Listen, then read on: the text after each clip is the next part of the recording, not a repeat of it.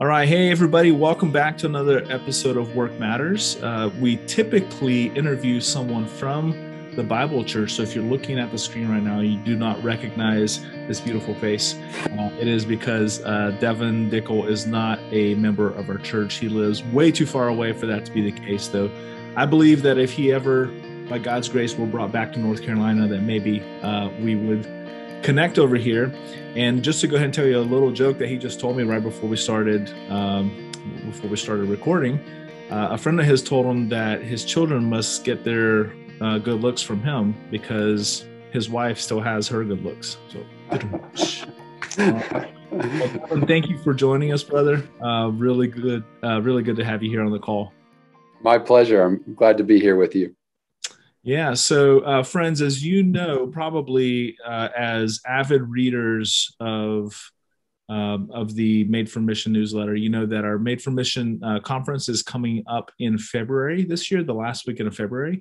And Devin is part of an organization called Open USA, and they are going to be spending that weekend here with us. He and two other staff members from Open. And I just wanted an opportunity for you to go ahead and get to know him a little bit and also to give a plug for the conference. So Devin, again, thank you, brother, for your time. Really enjoyed. I think we started getting to know each other maybe a couple of years ago. It was actually prior to my sabbatical. So it's been a little bit longer than that. That's right. Definitely pre-COVID. So yeah, that's right. That's right. We were able to actually we sat together in a coffee shop and got to chat a little bit here in Chapel Hill. Brother, tell us a little about your story, man. Tell us where did you grow up, and how did you come to faith in Christ? Yeah, thanks for asking. I grew up in Iowa, actually, in the Iowa City area. So that's where the University of Iowa is. So I am an Iowa Hawkeye fan. For anybody who cares about college football or anything, they're ranked 5, so I'm pretty happy about that. All right, we'll see how long it lasts. At the time of recording. Yeah, exactly. We'll see how long that lasts. Yeah. But yeah, I grew up in a family. My parents came to faith actually when they were in college at the University of Iowa. Somebody with Crew shared the 4 spiritual laws with them. They came to faith. Yeah. And then they raised their 4 boys. I'm the youngest of 4 boys, going to church and things like that. So I grew up in a E-Free church. I don't remember a whole lot about the specifics of what that means, other than we preached the Bible and I heard the gospel at a very young age. I do believe I was saved as a young kid, but it really wasn't until I left the home after high school and was out on my own for a year when the Lord really made himself real to me, as not just something that was part of my cultural background, but as the reality of, who he is in creation and, in all things. He really is the God of all things, and he really is the savior of the world. And so that year was very monumental for me. And then I actually ended up studying 4 years at NC State in Raleigh. So go Wolfpack. There's another shout out there. There you go. And while I was in Raleigh, I did a semester back home in Iowa as an intern at an avionics electronics company. And my parents, they said, Devin, we just took this really interesting course last year called Perspectives on the World Christian Movement. And since you're going to be back in town, we will pay for you to take that course while you're here. I said, sure, why not?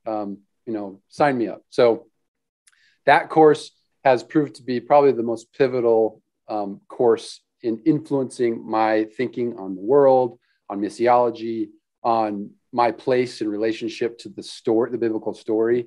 Up until that point, I think I was sort of living a life of, I'm a Christian, I'm thankful that I'm saved, but I'm going to do my own thing. And God, would you please bless me? Rather than after that course, it became clear that actually the Bible is all about God. We're all here for him. It's all his story. And maybe if he would be gracious to us and let us, we can be a part of his story. And so that course really flipped the script for me and got me headed in the direction where I ended up doing an internship in Malaysia and meeting my current boss, Patrick Lai, who's the founder of the Open Network. And he began to mentor and disciple me. And I got married sometime in there. And about 5 or 6 years later, Open USA was looking for somebody to fill the church relations role. And so I came on with Open USA in 2016. So that's a brief background of my story. So if somebody were watching this and let's say just theoretically their church were going to host Perspectives starting on January 17th of 2022, and if the host of this podcast happened to be one of the instructors for lesson 7, what would you say to them as far as giving them a plug and an encouragement to sign up for that? I mean, I've talked to many people who trace the most monumental point of their Christian life to that course. It is a common testimony. It is so powerful when you are able to unpack scripture and see how every story relates to this meta narrative that God is after a family for himself from every tribe, tongue, people, and nation. From Genesis to Revelation, this is the story that we are in right now. And if you're able to go through that course and capture the biblical basis for missions, the strategic, cultural, and history of missions, and really engage in the material, I don't think it's possible to not come out having your heart transformed, and to allow God to do really exciting new things in and through you. So amazing. Huge plug for that. Yeah, that's awesome. Hey guys, you heard it here. It's endorsed by Devin. We are hosting Perspectives. Of course, I hinted at that. Starting January 17th here at the Bible Church, and would encourage listeners here to consider signing up. We will make a registration link available probably within a month or so. Devin, that's fantastic. So you guys focus with Open USA, you focus on an area, a particular niche in missions ministry of business for transformation. Could you maybe share a little bit, like what does that mean? If somebody asks you, someone's never heard of B4T, never heard of BAM, business as mission. Yeah. For transformation, what is it? In the most simple terms possible, I think it's seeking to bless economically and spiritually the least reached, and in a sustainable way. So what open is if you can imagine a coin with two sides. You have a side that is the network side, and the network is filled with business professionals and entrepreneurs who are living in almost every Muslim, Hindu, and Buddhist country. And their purpose is to influence people who have no access to the gospel, least reached peoples, with the gospel through the work that they're doing in the marketplace. So they go and they create businesses that then create jobs. They hire people. They work with vendors and customers and employees and that sort of thing. Entrepreneurs will do that. And you life on life impact for people who have never been exposed to Christ. They watch your life, and many have been coming to faith, getting baptized. And we've seen many churches planted through those activities. And then there's a whole group of professionals who take jobs that are in that area of the world in order to be salt and light in their workplace. So that's the network side of Open. And then Open USA is the state-facing side, or the churched world facing side, where we recruit people to serve the network, either as somebody who goes and participates as a business for transformation practitioner, or somebody who's coaching them or providing investment capital or mentoring. There's a number of ways you can be involved from this side of the pond as well. So yeah, business for transformation, the strategic use of business and professional skills for the purposes of bringing economic and spiritual transformation among least reached people groups. That's super helpful. Can you, I know you need to be careful with what you share, and I understand that, and our listeners understand that as well. Could you give us an example of how this actually is played out in the world? Yeah. One of my favorite examples, we've had a member of our network who recently had to come out of China because all of the different things happening there. But he had a business there for 15 plus years and was able to grow his business to roughly 500 employees at one time. And they manufactured all sorts of different things, stained glass, ornamental type things, and lawn furniture and all sorts of stuff. But they grew the business, millions of dollars in revenue a year, healthy business. But the Lord started speaking to his heart as he was doing this business and saying, son, what are you doing with your most precious resource? And he goes, what do you mean by that? And the Lord said, your people are the most precious resource in your business. And how are you stewarding their souls? You're here because you want to see them saved, right? And he goes, oh, that was really convicting. So in his company at the time, there were maybe a handful of Christians, people who knew the Lord. But the vast majority of all of his employees were, unreached communist atheists, basically living in China. And he had this idea from God to actually write down the name of every single employee and split that list up into however many believers there were. And he would give one of the lists to each person who knew the Lord, and they would pray through the list every single day before coming into work. And he always said, the length of time in prayer is not as important as just consistently bringing that person before the Father and asking him to bless them. So, you could pray through this list as you're walking from your car or the parking lot or the bus station to your desk, bless so-and-so. I know they have a meeting today. Help, encourage them in it. Bless so-and-so. I know they're having health challenges at home. Just, be there, comfort so-and-so, and just very quickly you move through the list. Well, so at that point, everyone in the company started getting prayed for by name every single day. And at the end of the week, the believers would swap lists. So you'd have a new list. And he said that by the end of about 6 months, half of his workforce had come to Christ. Wow. And those, as a result, 2 churches were planted. And some of his employees, this is funny, some of his employees of their own volition quit their jobs so they could go home and start businesses that planted churches. Wow. Because that's what they had experienced. And he didn't tell them to do that. It was just of their own, willingness to do that. He was also able to help clean up the area of the city where there was a lot of homeless, there were a lot of handicapped, and he would hire them and give them jobs, teach them English. And if you walked up and down the part of his building where the customer service was, almost every single person there was like missing an arm or a leg or some kind of a limb. Wow. But we're doing excellent service, customer service. Today, in his new business, his COO is actually a paraplegic. She is in a wheelchair, but it's one of these people that he gave a job to. She worked herself up, proved herself to be excellent in all that she did, and is now essentially running the company for him. That's amazing. And she, as a child, was thrown into a dumpster by her parents because they didn't want to deal with her condition.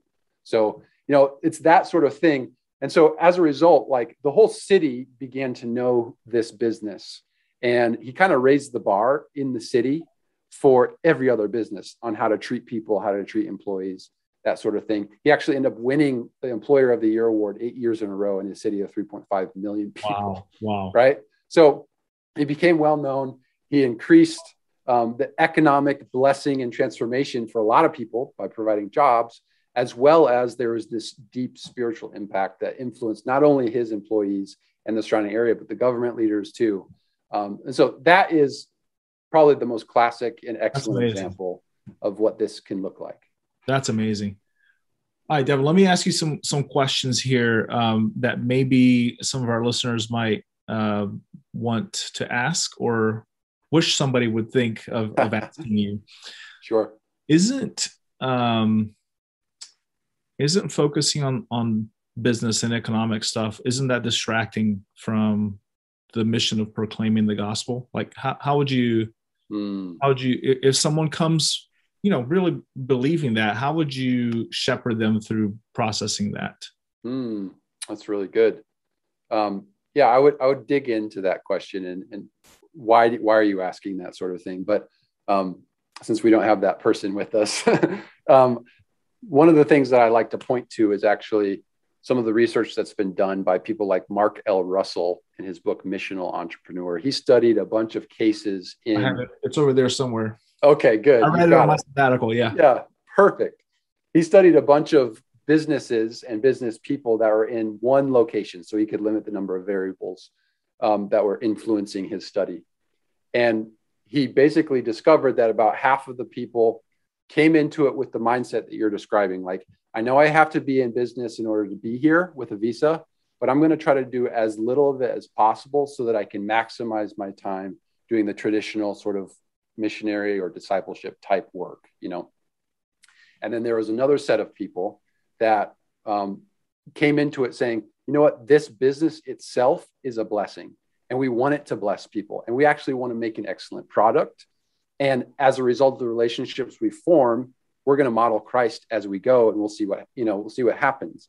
And his research was very interesting because, who would you think, Roddy, or whoever's asking this question, would be more likely to see more spiritual fruit in their activities? You know, the people who are more focused on the discipleship and not much on business, or the people who are going full bore into business, spending lots of hours getting it up and going and making an excellent product or service?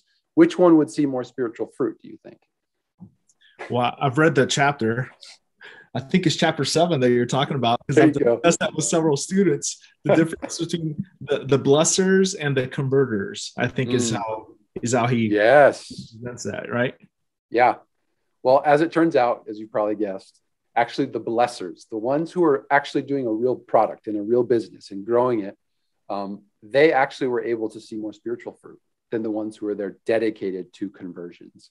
So that he unpacks why that might be, but we've just found that that's the case in our network. When people see our people creating excellence in their work, it makes them more likely to want to hear what they have to say about other things, namely faith in Jesus. So in fact, there's a statistic that we've discovered from our network. If a business has been in operation in an unreached area for 7 years or more, 90% of those businesses have seen baptized believers. Wow. Now, it takes time to get there, because year 6, it's like 35%. But something happens when you're around somebody who's living it out in the workplace long enough. People want to know, and they come, and they're coming to faith. So that would be one of my answers for that question. No, that's amazing, man. I really appreciated that book. And I've led some students through a study of that. I've also read on my sabbatical, also read Patrick's book, Tent Making, which was really helpful. And something that you mentioned reminded me of something that I remember underlining. I was on a flight reading the book and underlined when you said that some of the employees have left the company to go somewhere else to start businesses with the aim of church planting, because that's what they saw and that's what was modeled, right? And in the book, I know he presents kind of like the opposite case of that, of when someone is just strictly supported from international churches, and then sometimes new national believers start thinking, okay, when's the U.S. going to send me money, right? That's right.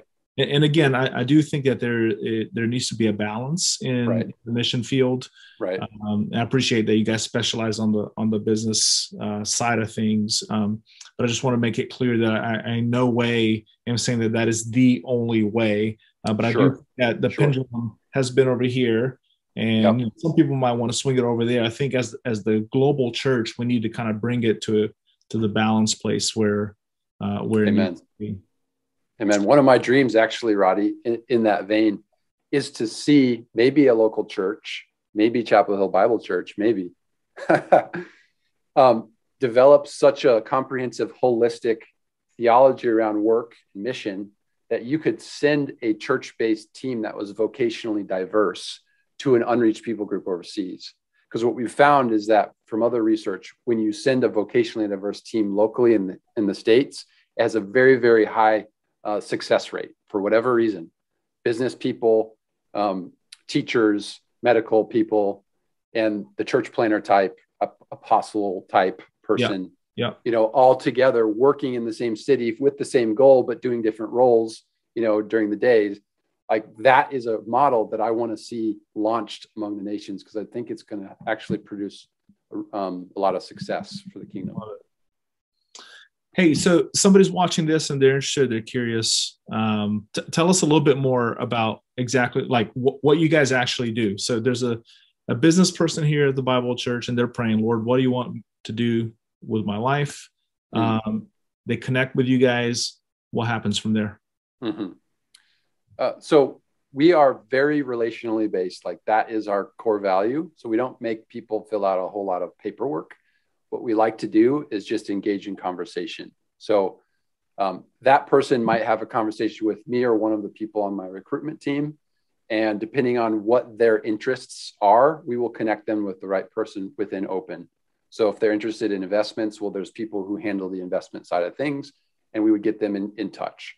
So it's very relational, just as a general rule. But a lot of people who come to us, they come to us from different starting points. Some of them are very introductory, like what is business for transformation? Is it biblical? Like who can be involved? They're very basic questions. And there are a list of ways to help support somebody like that, resources and different events that we offer. Some people come to us and they're a little bit more knowledgeable, but they're ready to discover their role specifically in business for transformation. And so there's a few tools that we have to help them get more plugged in and discover their role. One of them would be the 7-month B4T Champions discipleship training that we do. That's a great way to learn more of the theoretical and practical side of business for transformation over a 7-month period in a cohort with other like-minded people.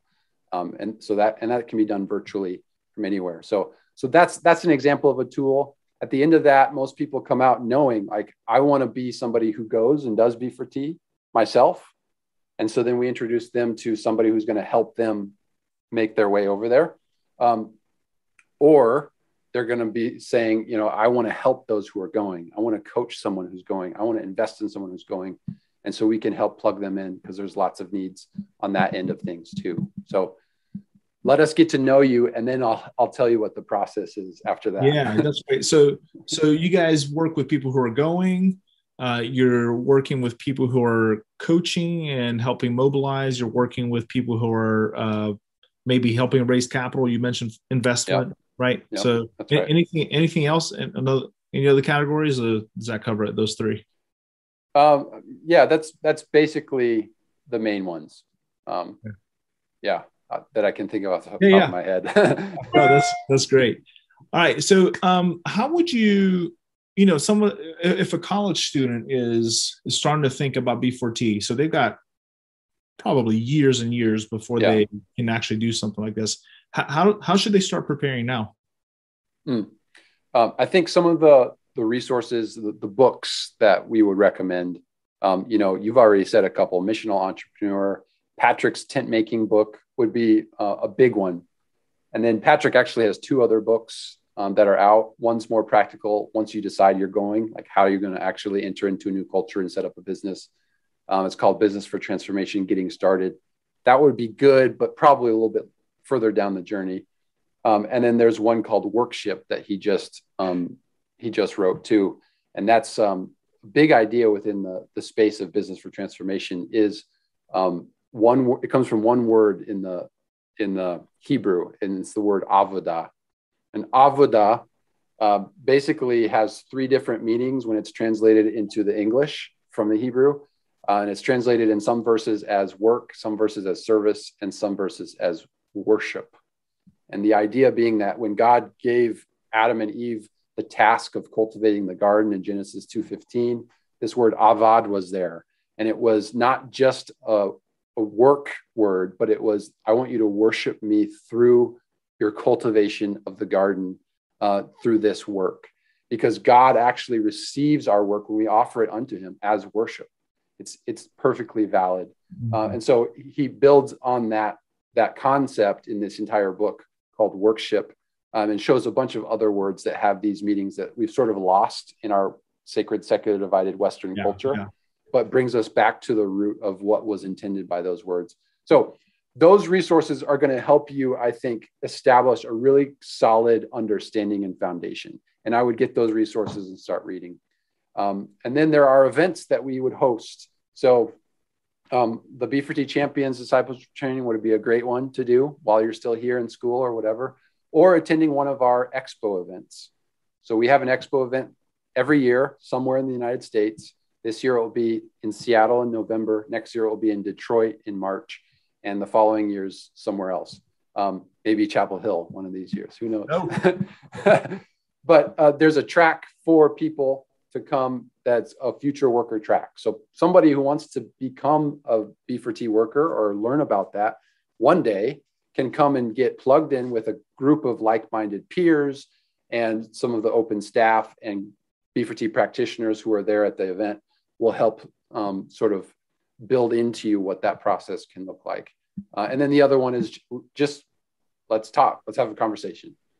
Because again, until I know you, I'm not going to know exactly your steps. But as I get to know you, we can help you figure that out. Yeah. Well, that's great, man. And I'm really glad that you're going to be here that weekend in February so people can talk to you. You can help, start fostering some of those relationships and connections. And that's awesome. Well, great, man. Is it anything else that I've not asked you? They're like, oh, Roddy, you need to ask me this question. Is this the thing that really lights me up when people ask me this? Well, because I came on as the church relations lead, I think it's important to let everyone know who's watching this that Open is not a sending agency. Okay. We believe that is the role of the church, the local church, that the local church has the spiritual authority from God to raise up godly disciple-making people who are more concerned with God's glory among the nations and their own lives or welfare, right? And so we champion local churches, and we actually, whenever we work with people who are going, they have to be sent by a local church who is taking spiritual authority over them. And you guys are already doing that. So it excites me to no end to know that we're connecting with a church who gets that. Mm-hmm. You guys have that mindset already in place. And so we are just here to help provide whatever we can so that you as a church family can steward your resources, time, and energy as best as possible and get your people to the field in as healthy a way as possible. And so if there's anything we can do to help, we love to partner with, work for. Partner is actually not a word we like to use. Serve under the authority of a sending church like you guys. So just wanted to throw that out there. Yeah, fantastic. Well, Devin, thank you, brother. Appreciate not only your time here, again, the friendship that you and I are forming has been really great and encouraging. And thank you for the work that you do, man.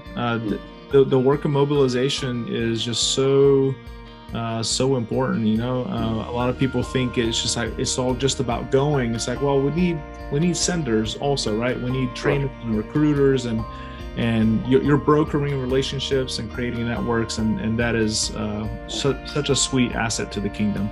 Wow! So I just want to thank you for that, brother. My joy. Hey, one of these days we might be overseas. We've tried 3 times now, and God shut the door. But we'll see. So far, it seems He's got us in a good place. Yes. Awesome, man. Well, thank you, Devin. I really appreciate it, and look forward to you being here in February with us. Should be a lot of fun. Likewise. Thank you so much. Brother, bless you.